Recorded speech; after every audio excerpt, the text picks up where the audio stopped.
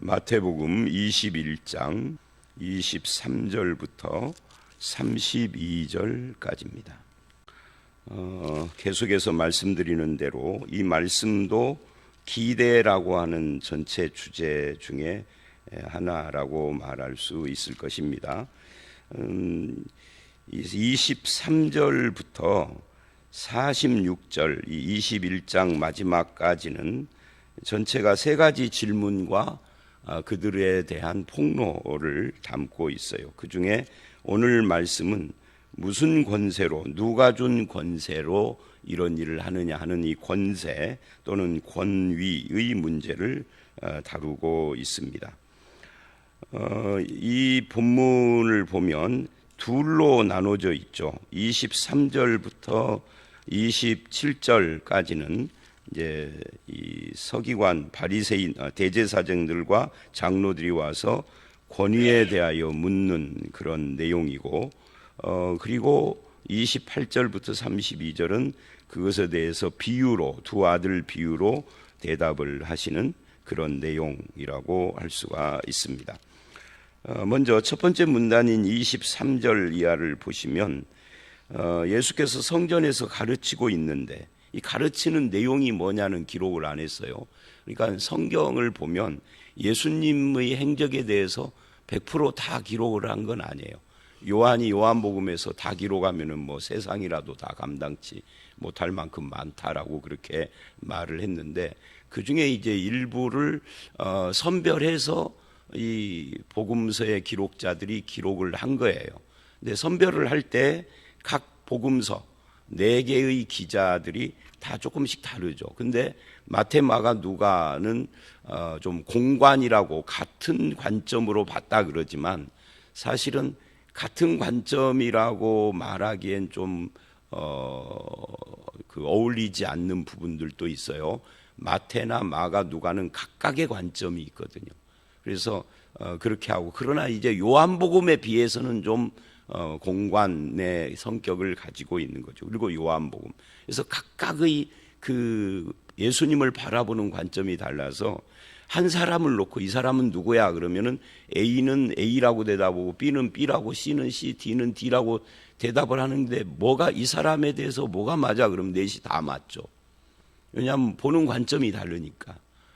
어떤 사람은 어떤 측면에서 보고 어떤 사람은 또 다른 측면에서 보고 해서, 그래서 이 종합적으로 놓고 볼 때, 이 사복음서 전체를 놓고 볼 때 예수님은 이런 분이다, 예수님은 왕이다, 예수님은 종이다, 예수님은 긍휼의 주님이시다, 예수님은 신성을 가진 하나님이다, 여러 가지로 보는 거죠. 그래서 이제 여기에 예수께서 성전에서 가르치는 내용을 여기에다가 수록을 하지는 않았어요. 그때 어떤 일이 일어났는가 하는 사건 중심으로 지금 기록을 한 겁니다. 대제사장들과 백성의 장로들이 나왔습니다. 이 대제사장들이라고 했어요. 대제사장이 원래는 한 명이어야 하는데 대제사장들이라고 여러 명으로 지금 이야기를 하는 것도 이게 원래 하나님이 율법에서 주신 것과 좀 다르죠. 어쨌든 간에 이제 이 대제사장들은, 또는 대자를 빼고 제사장 무리들은 예수님 시대에 와서는 천국도 믿지 않고 영혼도 믿지 않고 내세도 믿지 않고 부활도 믿지 않고 안 믿는 것들이 굉장히 많았습니다. 이들은 주로 구약 성경을 믿는데 그 구약 성경 중에 모세 오경만 인정을 했어요. 나머지 여호수아서부터 말라기까지는 다 부정해 버렸습니다. 바리새인들은 반대예요. 바리새인들은 그거 다 인정을 했죠. 그래서 부활도 천국도 내세도 영생도 다 믿었어요. 다만 행위로 구원을 얻는 것으로 율법주의적인 그런 또 잘못을 범했죠. 그런데 이 대제사장이나 제사장들로부터 나온 사람들이 사두개인이에요. 이들은 친로마적이고 굉장히 정치적인 집단이죠. 바리새인은 지나치게 종교적인 집단이고 사두개인이나 제사장들은 말이 제사장들이지 종교적이지가 않고 정치적인 색깔이 짙은 사람들이에요. 그러니까 이 사람들이 권위를 묻는 것이 당연하죠. 누구의 권세, 네 백이 뭐냐 이런 거잖아요. 정치인들은 그 뒤에 누가 있느냐를 굉장히 중요하게 생각하지 않습니까? 그리고 장로들이 나와서 네가 무슨 권위로 이런 일을 하느냐, 누가 이 권위를 주었느냐라고 묻습니다. 예수님의 사역을 예수님 스스로의 신분이 누구신가라기보다는 예수님 뒤에 누가 있느냐 하는 것으로 바라봤다, 정치적으로 바라봤다 하는 것을 우리는 이 질문에서 알 수가 있어요. 사실은 예수님의 사역이나 예수님의 말씀은 예수님이 가진 고유한 신분에서 나오는 거죠. 하나님으로서 인간이 되신 신인으로서 또는 중보자, 메시아로서 그리스도로서 하시는 말씀이고 사역인 거예요.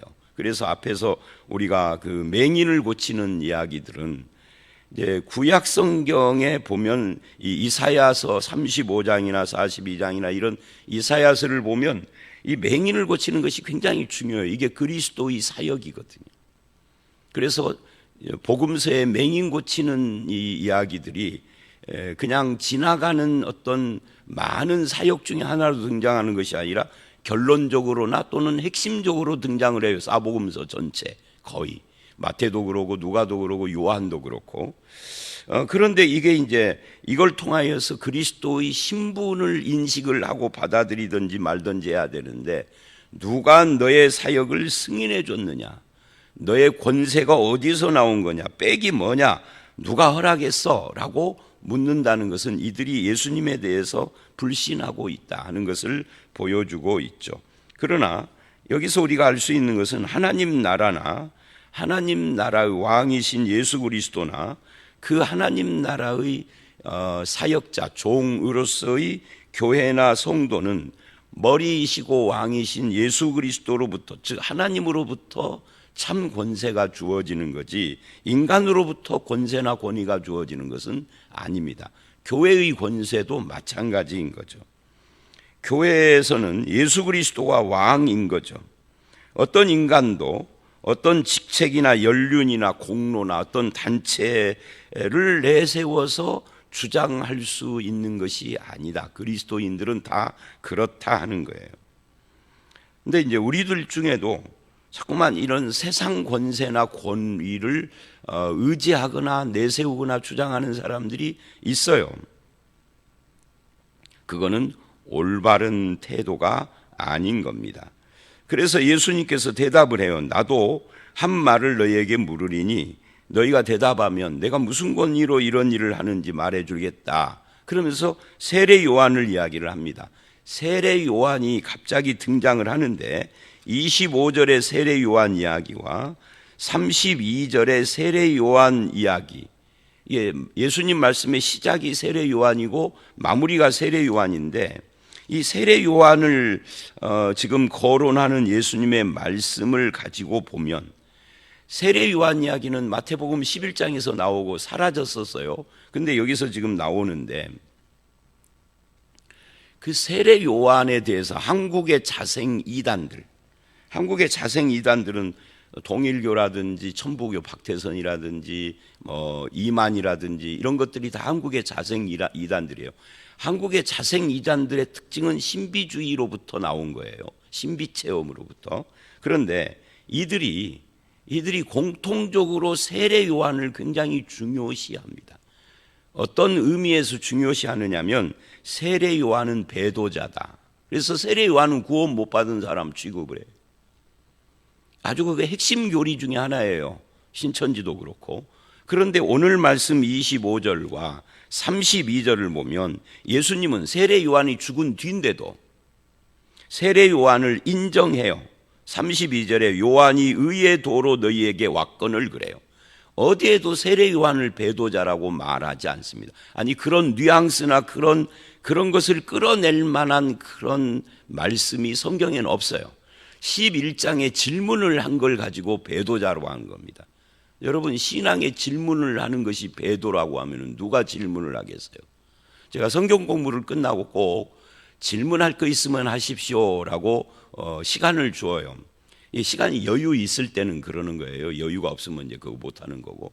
근데 우리나라 분들은 이 질문 잘 못해요. 그래서 이제 항상 그러는 건 아닌데 가끔 보면은 그 질문 없으면 이제 마치십시다. 그럼 그때서야 목사님 저 질문 있는데요. 그런 경우가 많아요. 질문하는 것을 막으면 안 되죠. 질문을 의도성을 가지고 훼손시키려고 도전하려고 그렇게 하는 질문은 불건전한 거지만 정말 알고 싶어서 질문했잖아요. 세례 요한이 정말 당신이 그분 맞습니까? 내가 소개했지만 세례 요한은 인간이니까 하나님께서 들려주시고 말씀하셔서 예수님을 소개는 했으나 감옥에 있어서 생각을 해보니 지금 자기가 생각했던 메시아가 아닌 것 같은 거야. 왜냐하면 정치적 군사적 메시아라고 착각을 했기 때문에. 이건 세례 요한이 잘못이 아니라 그 당시에 이스라엘 백성들은 거의 다 그렇게 생각을 했으니까. 근데 질문한 거 가지고 배도자라고 한단 말이죠. 그래서 이단인 거예요. 성경을 왜곡하는. 자기들이 보고 싶은 것만. 세례 요한을 자꾸 말하는 이유가 있어서 그러는 거거든요. 교주를 신으로 이렇게 세우려고 그러는 거예요. 근데 오늘은 32절을 보면 요한이 의의 도로 너희에게 왔다고 예수님이 확실하게 말을 해요. 이걸로 게임 끝난 거예요. 세례 요한에 대해서는. 신천지나 누군가 이단성이 있는 사람들이 요한의 배도라고 하는 주제로 접근을 하면 꼭 이 말씀 읽어주십시오. 32절에 요한이 의의 도로 너희에게 왔는데 너희가 믿지 않았다라고. 요한을 따르지 않는 것에 대해서 예수님이 책망했다고. 요한을 따르면 누구에게 닿게 되죠? 요한을 따르면 예수님께 결론이 닿게 되는 거예요. 요한은 예수님을 소개하는 사람이니까. 자, 다시 25절로 가서 그렇게 물어요. 어디로부터냐? 하늘로부터냐? 사람으로부터냐? 그러니까 요한이 세례를 주었는데 세례를 주는 권위가 하나님께서 부여하신 것이냐 사람으로부터 나온 것이냐고 지금 묻는 거죠. 이 권위에 대한 이야기예요. 그러니까 그들이 서로 의논을 합니다. 하늘로부터라고 하면 왜 안 믿었느냐 할 것이고 사람으로부터라 하면은 모든 사람이 요한을 선지자로 여기니 백성이 무섭고 신적 기원이라고 말하면 왜 안 믿었느냐 할 것이고 인간으로부터 기원했다면 백성들이 세례 요한을 하나님이 보낸 선지자라고 하는데 그걸 부정하는 거니까 이 권위, 권세 또는 정치를 중요하게 생각하는 사람들일수록 진리보다 뭘 무서워해요? 백성들의 여론을 무서워해요. 고대 세계나 지금이나. 그러니까 이 사람들이 지금 백성이 무섭다 이 말은 오늘날로 말하면 백성들의 여론이 무섭다 이거예요. 그래서 여론이 어떻게 흐르느냐에 따라서 그 주장이 달라지거나 진리를 바꾸려고 하는 거죠. 둘 다 잘못된 태도예요. 하늘로부터 왔다고 그래도 안 믿는 것은 잘못이고 사람으로 왔다고 거기에 백성이 무섭다는 것도 잘못인 거죠. 그러니까 이게 진리의 확신이 없는 사람들은 항상 말을 할 때나 어떤 행동을 할 때 어떤 것이 특징이냐면 한 자락이 깔린 생각을 가지고 말을 합니다. 그래서 한 자락을 깔았기 때문에 이것을 지적받으면 저렇게 빠져나가고 저것을 지적받으면 이렇게 빠져나가는 구멍을 만들어 놓고 있단 말이에요. 이게 정치인들이고 그리고 진실하지 않은 모든 사람들의 태도예요. 말과 행실과 생각에 이중적이고 복선이 깔려 있다는 말이에요. 늘 변명을 할 수 있는 뭔가를 가지고 있는 거죠. 여러분 그런 삶을 사는 것의 특징이 뭘까요? 그런 삶을 사는 사람의 특징은 딱 한 가지예요. 피곤하다. 피곤한 거죠. 그러니까 눈깔이 돌아가는 소리가 막 들리니까 얼마나 피곤하겠어요. 진실하지 않기 때문에. 진실하지 않은 이유가 뭘까요? 왕이신 하나님을 부정하기 때문이에요. 말로는 하나님 어쩌고 제사장들이니까 말은 여호와를 찾고 하죠. 우리가 구약 성경이나 신약도 마찬가지예요. 그 하나님께 심판받는 사람들도 말할 때마다 여호와 어쩌고 다 그래요. 이스라엘은 종교 국가니까. 그런데 하나님께 심판받는 거죠.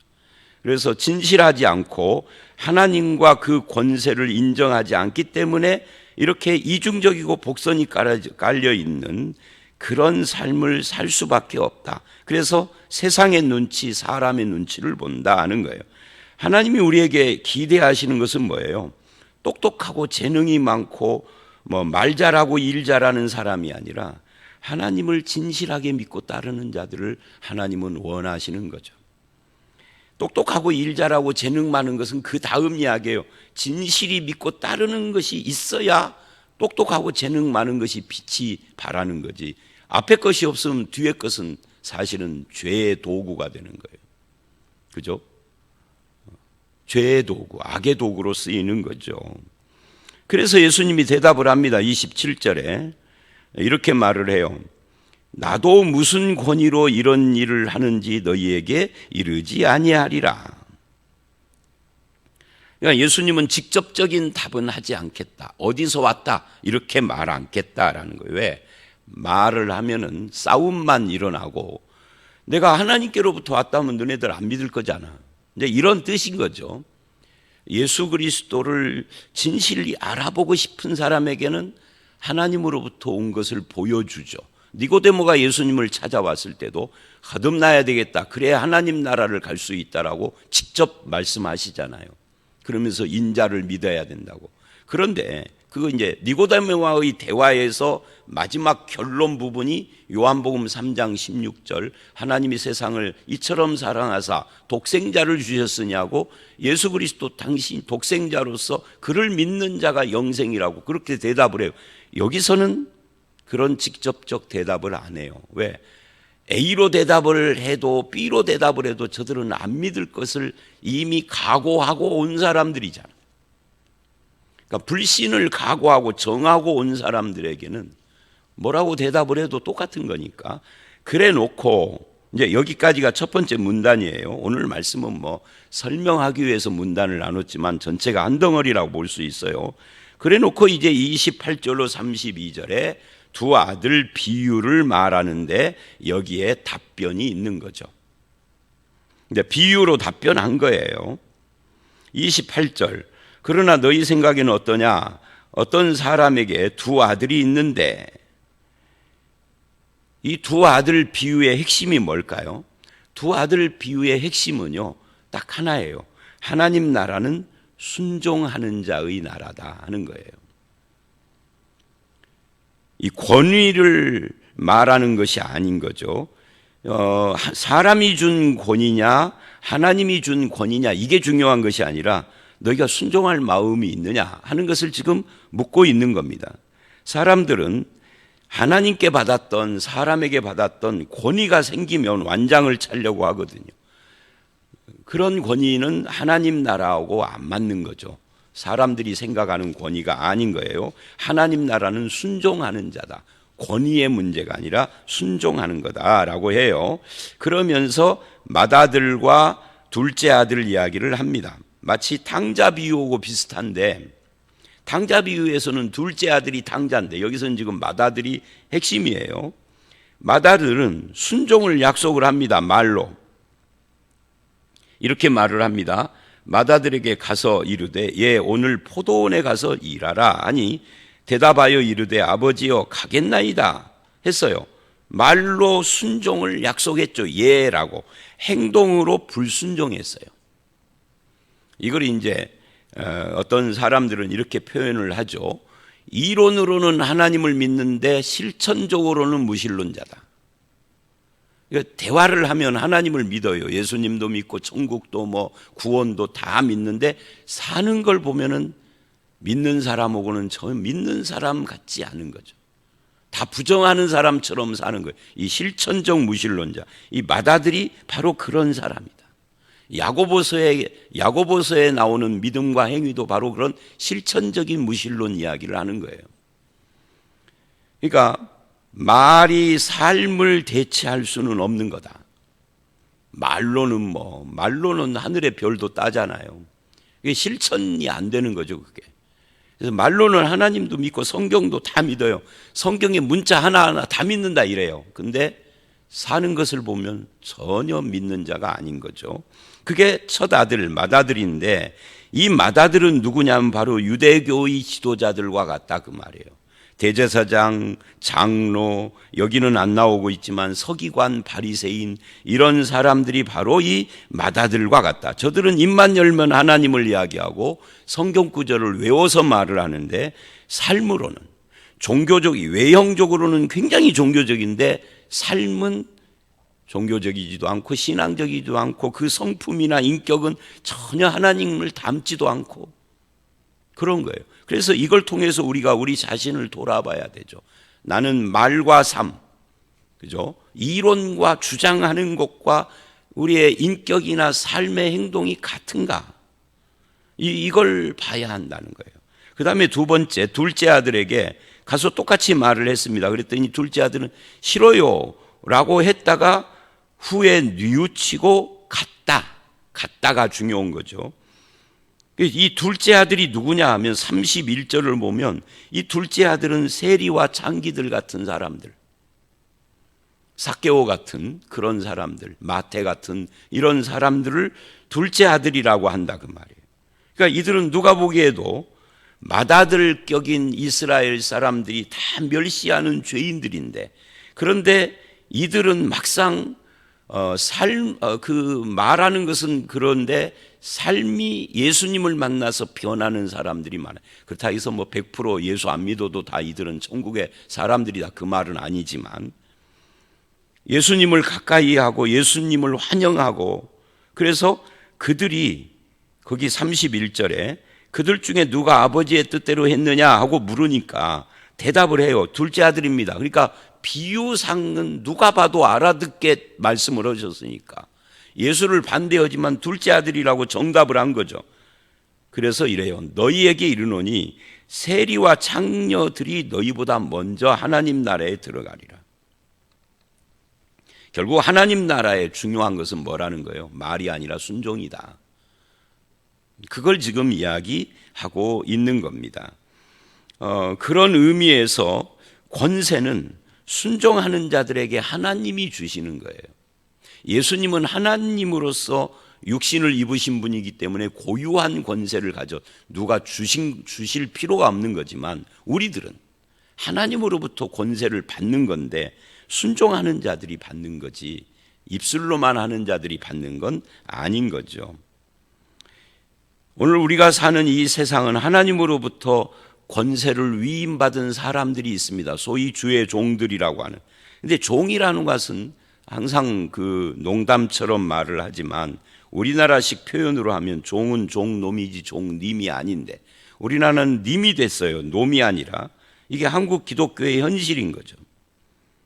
그래서 교회의 주인처럼 행세를 하고 대접을 받고 말로는 하나님과 성경을 이야기하지만 삶 속에서는 전혀 믿는 자답지 않은 그런 모습을 사실은 성도들은 몰라요. 목사들이 교회 밖에서 목사들끼리 만나면 어떻게 무슨 말을 하며 어떻게 사는가를 잘 모르잖아요.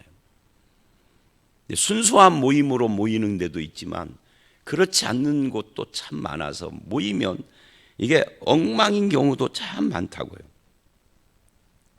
목사만 그러는 건 아니에요. 성도들도 마찬가지입니다. 교회 밖에 나아가서 어떤 언행을 하며 사는지를 알 길이 없어. 교회 안이나 밖이나 말씀을 순종하는 자로 살아야 돼요. 하나님의 존재를 철저히 인식하고 인정하는 자로 살아야 돼요. 하나님을 인정한다면 그런 말이나 행동을 할 수 있을까? 심히 의심스러울 때가 있어요. 목사, 장로, 권사, 집사 다. 우리는 세리와 창녀들보다도 못한 자가 된 거죠. 그렇다면. 그래서 32절 요한이 의의 도로 너희에게 왔거늘 너희는 그를 믿지 아니하였으니, 그러니까 애초에 그 예수님이 질문한 대로 간 거예요. 세리와 창녀들은 믿었다. 너희는 안 믿고 저들은 믿었다. 너희는 의인이라고 그러는데 안 믿었어. 그러니까 죄인이고, 저들은 너희들이 죄인이라고 하는데 믿었어. 그러니까 의인인 거죠. 이거는 누가복음 12장에도 나오는 이야기잖아요. 18장에 바리새인과 18장 맞죠? 바리새인과 세리의 기도에서 예수님께서 결론을 내리잖아요. 이 사람이 저 사람보다 더 의롭다라고. 그게 세리예요. 그러니까 결국은 누가 의로운 자냐 하는 것은 순종하는 자다. 너희는 이것을 보고도 끝내 뉘우쳐 믿지 아니하였도다. 믿는 자다. 회개하고 믿는 자가 되라. 하나님이 원하는 것은 진실한 회개와 믿음에서 나오는 권세이지 세상이 주는 권세, 사람들이 인정하는 권위는 아니다 하는 것을 말하고 있는 겁니다. 믿는 자는 하나님을 뭐라고 부릅니까? 그래서 하나님을 주라고 부르는 겁니다. 주에서 위점을 빼면은 뭐예요? 왕이죠. 그러니까 믿는 자는 예수 그리스도가 우리의 주님이시요, 주이시요, 왕이신 거죠. 거기서부터 이 진실한 신앙으로부터 우리에게 권위와 권세가 주어지는 겁니다. 믿는 자로서 휘두르는 완장찬 권세가 아니라 신자의 권위가 주어지는 겁니다. 그게 뭐죠? 누가 봐도 믿는 자다움, 이게 권위인 거죠. 그런 것들을 여러분은 혹시 경험한 적 없습니까? 제가 고등학교를 졸업하고 직장을 다니는데 월말에는 월급 받는 날 술들을 먹어요. 근데 술들을 먹으면 그 다는 아니지만 과의 일부 사람들이 저한테 월급 봉투를 맡겨요. 옛날에는 월급 봉투 노란 거 나왔잖아요. 저한테 맡겨요. 월요일 날 달라고. 왜? 술 먹고 잊어버릴까 봐. 나를 뭘 믿고? 너 술 안 먹고 교회 다니니까. 옛날에는 교회 다니는 사람 믿어줬어요. 제가 19, 20살 때지만. 지금은 교회 다닌다고 그러면은 사기꾼처럼 쳐다봐. 일단 목사라고 하면은 일단 분위기가 달라져. 왜? 또 못 볼 꼴들을 많이 봐가지고. 이 비극이잖아요. 믿는 자의 권위는 믿음에서 나오는 겁니다. 하나님을 인정하는 데서 나오는 겁니다. 그 신실함에서, 진실과 신실함에서 믿는 자의 권위가 나오는 겁니다. 여러분이 믿는 자로서 사람들에게 인정받는 그런 권위를 갖고 사시기를 바랍니다. 그게 하나님 기뻐하는 거예요. 너는 믿는 자니까 믿을 수 없어. 이렇게 말하는 건 비극이에요. 한국교회가 이게 회복됐으면 하는 그런 바람이 제 속에는 있습니다. 이제 말씀을 마칩니다. 세례 요한 문제는 이단을 방비하는데 여러분이 기억하셔야 되고요. 32절, 요한이 의의 도로 왔는데 너희가 믿지 않았다. 예수님이 직접 말씀하신 거예요. 그리고 전체적으로는 회개하고 진실이 믿고 순종하는 자가 믿음의 권위가 있는 자가 되는 거죠. 예수 그리스도는 고유한 권위가 있는 분이고요. 그런 예수를 바르게 따름으로써 여러분도 믿는 자로서 사람들에게 인정받는 삶을 사시는 우리 모두가 되시기를 주의 이름으로 축원합니다. 함께 기도하겠습니다. 하나님, 사람들은 누구로부터 권세와 권위를 받았느냐 하는 그 사람의 뒷배경에 관심을 갖고 아버지 하나님, 때로는 그 앞에 정말 부끄럽게 그렇게 아부를 하고, 때로는 그의 권위가 시원치 않을 때 무시하고 또는 사람을 지배하려고 들지만, 하나님은 하나님께서 가지신 고유한 권위로 믿는 자에게 믿음의 권세를 주신 줄 믿습니다. 하나님의 백성으로서 진실한 것이 힘이요, 회개하고 주님의 말씀을 바르게 따르고 순종하는 것이 능력이라는 것을 믿습니다. 우리가 그런 권세와 능력을 가진 믿음의 사람으로서 세상을 살아가며 하나님의 영광을 드러내고 말씀을 믿는 자의 바른 행실로 열매를 맺는 그런 성도가 되게 하여 주시옵소서. 우리를 보는 자들이 내 주변에 있어서 저들이 나를 통하여서 하나님을 보고 예수를 보고 복음을 보는 은혜와 열매가 있기를 간절히 바라올 때 예수님 이름으로 기도드려 싸움나이다. 아멘.